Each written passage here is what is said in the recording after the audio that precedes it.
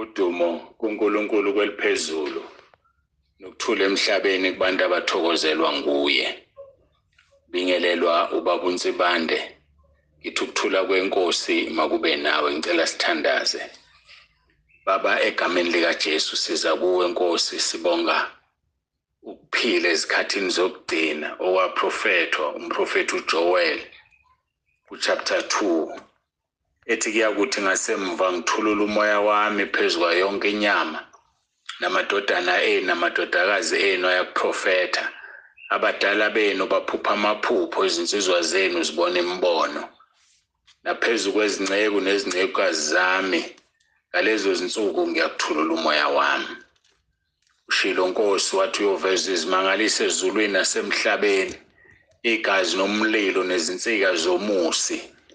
Ilanga liyakuphenduka ubumnyama, inyanga ibe igazi.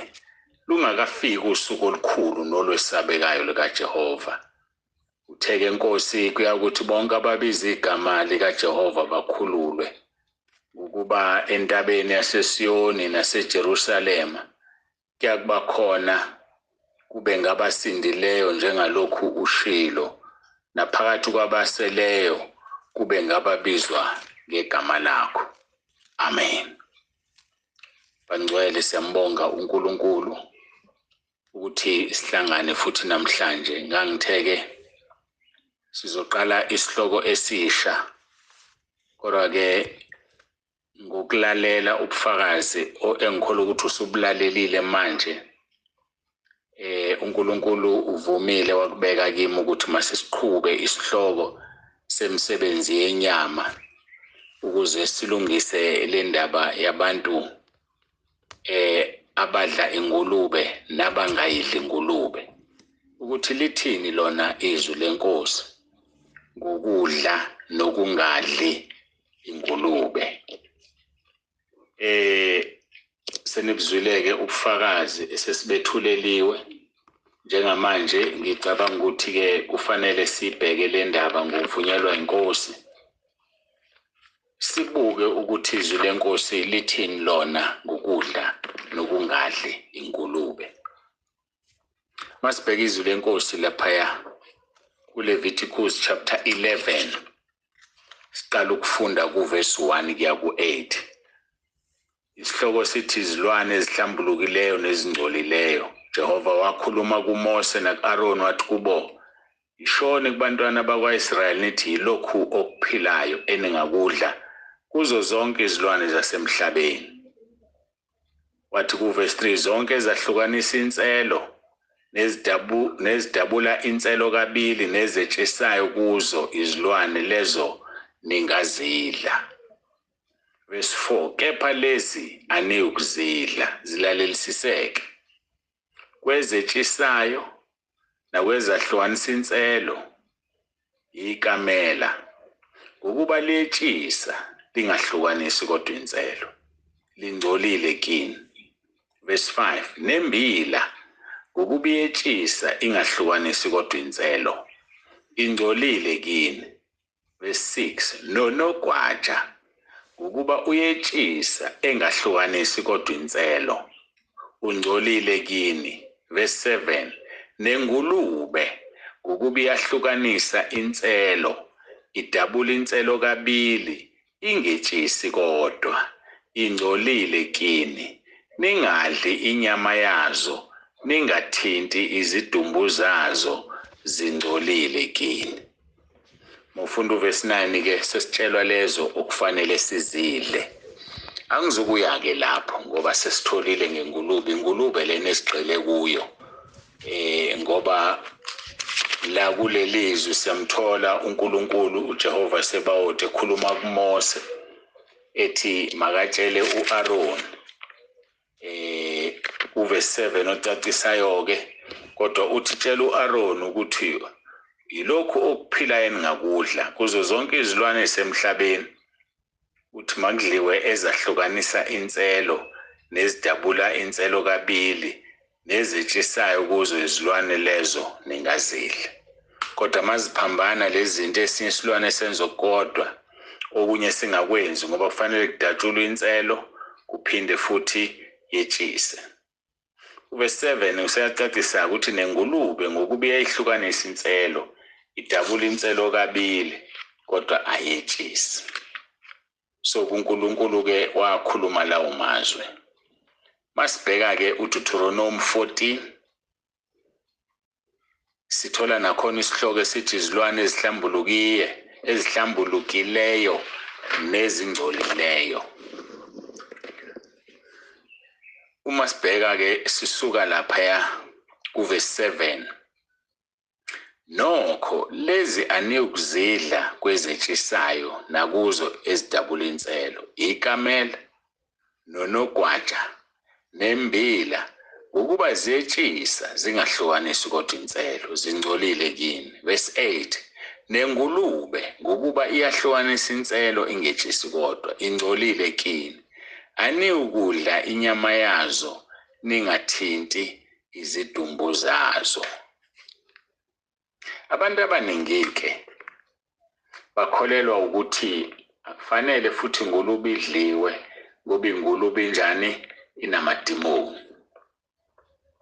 La sifunde khona umthetho kaNkulunkulu awubeka kubantwana baka-Israyeli ebanqumela izilwane ezingcolile nezilwane ezingangcolile.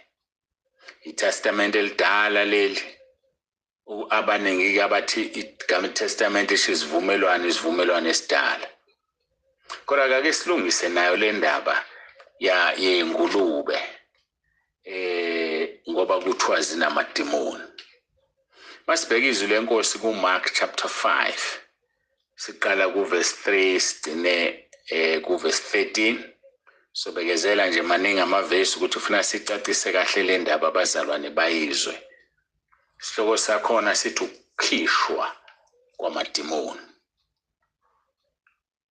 Uthi-ke noma ngiqale kuverse 1, base befika phesheya kolwandle ezweni lamaGerasa, esephume emkhunjini kwahlangana naye masinyane umuntu ovele emathuneni enomoya ongcolileyo.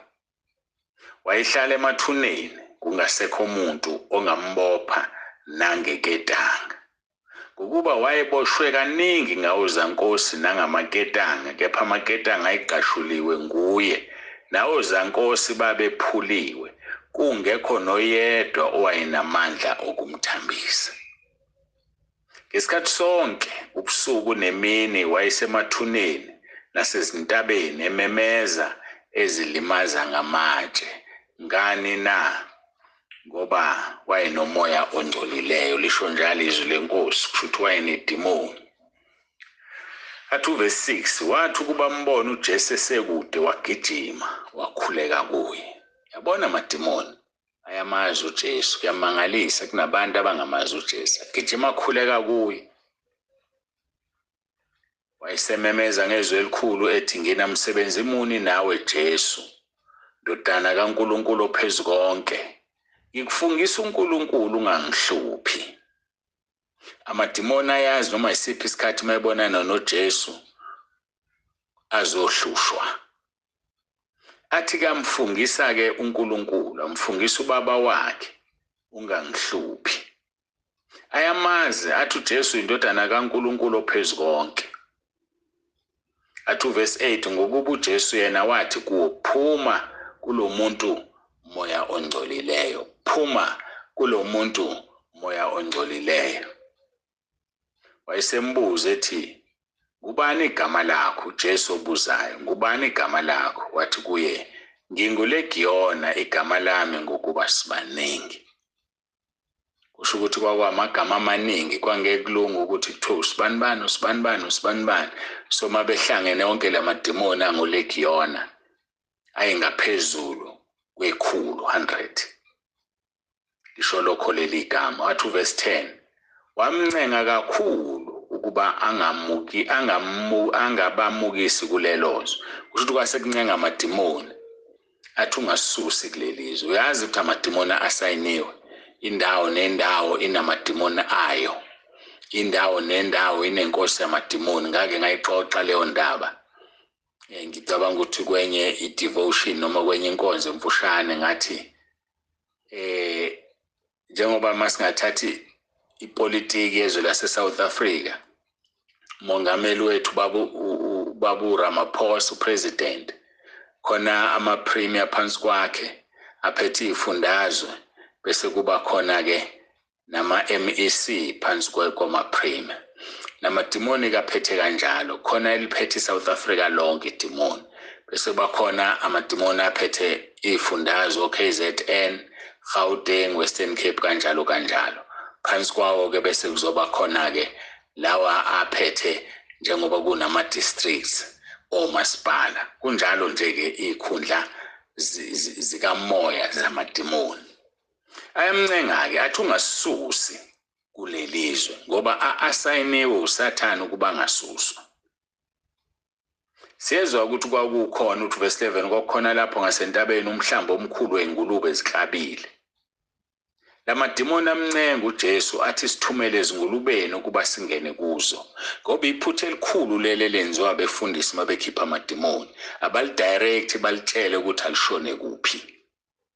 Dimoni ufuna ulitshela ukuthi ufuna lephi ngoba mawungalitsheli lizozikhethela.